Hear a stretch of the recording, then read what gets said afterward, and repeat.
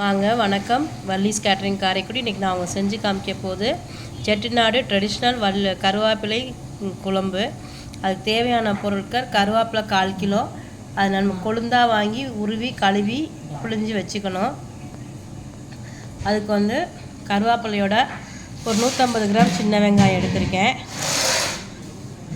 3 table spoon வரமல்லி, 5 table spoon சீரகம், 5 table spoon மிளகு, ஒரு தேங்காய் திருவியது.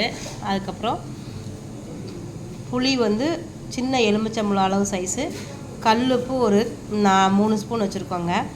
இப்போ இந்த கருவேப்பிலை குழம்புக்கு நம்ம என்ன செய்ய போகிறோன்னா, இதை அப்படியே எல்லாத்தையும் ஒரு மிக்ஸி ஜாரில் பச்சையாக போட்டு அரைக்கணும்.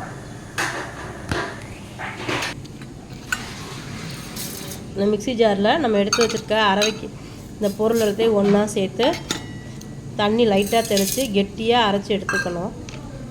வலுவலுன்னு இருக்கணும். ரொம்ப குறன்னு இருந்ததுனாலும் நல்லா இருக்காது.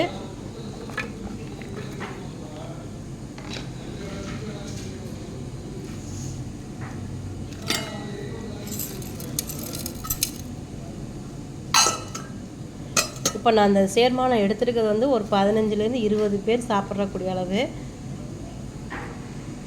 அரைச்சி எடுத்துக்கிட்டு வதக்கிறதுக்கு சொல்லிடுறேன். இந்த எல்லாத்தையும் சேர்த்து கருவேப்பிலை குழம்புக்கு அரைச்சி ஒன்று சேர்த்து வச்சுருக்கேன். இதை தாளிக்கிறதுக்கு ஒரு 100 கிராம் சின்ன வெங்காயம், ஒரு 25 கிராம் வெள்ளைப்பூண்டு நைஸாக நறுக்கி வச்சுக்கிறோம்.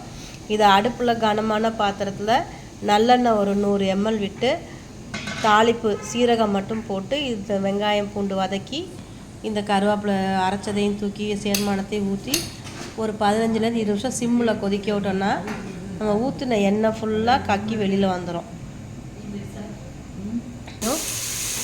ஒரு பாத்திரத்தில் போட்டு நல்லெண்ணெய் 100 மில்லி ஊற்றி ஜீரகம் பொரித்து வதக்கிக்கணும். இது பாதி வேக்காடு வதங்கும் போது அரைச்சதை தூக்கி ஊற்றணும். இது நல்லா கொதிக்கும் போது நம்ம ஊற்றிருக்கிற எண்ணெய் பிரிஞ்சு வெளியில் வரும். அப்போ அந்த கருவேப்பிலை குழம்பு ரெடின்னு அர்த்தம். இது நம்ம இது கெட்டியாக இருக்குது. ஒரு அரை டம்ளர் போல் தண்ணி ஊற்றிக்கலாம்.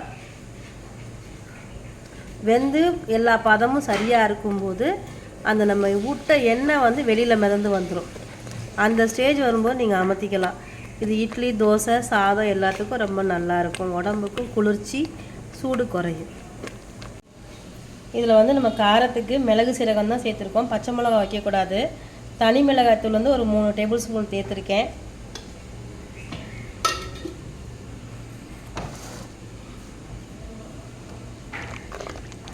இந்த மாதிரி தண்ணியாக வச்சிங்கன்னா நல்லா கொதித்து வற்றி கொஞ்சம் துவையல் பதத்துக்கு முன்னாடி நீங்கள் சட்னி பதம் வரும்போது எடுக்கிறதுக்கு நல்லா கருவேப்பிலை நேரத்துக்கு நல்லா எண்ணெய் மிதந்து வரும். அது வற்றி வேகணும். பச்சை வாடை போகிறதுக்காக தான் இந்த அளவு தண்ணி ஊற்றுறோம். 1 டம்ளர் அளவு நான் தண்ணி ஊற்றிருக்கேங்க.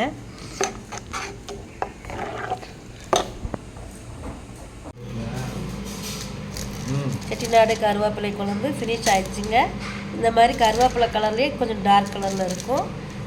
செஞ்சு பார்த்து சாப்பிட்டுட்டு சொல்லுங்கள். உங்களுக்கு வேணும்னா அது சூடான இட்லி சாப்பிட்டா நல்லெண்ணெய் போட்டு சாப்பிட்டுக்கலாம். உடம்புக்கு ரொம்ப நல்லது.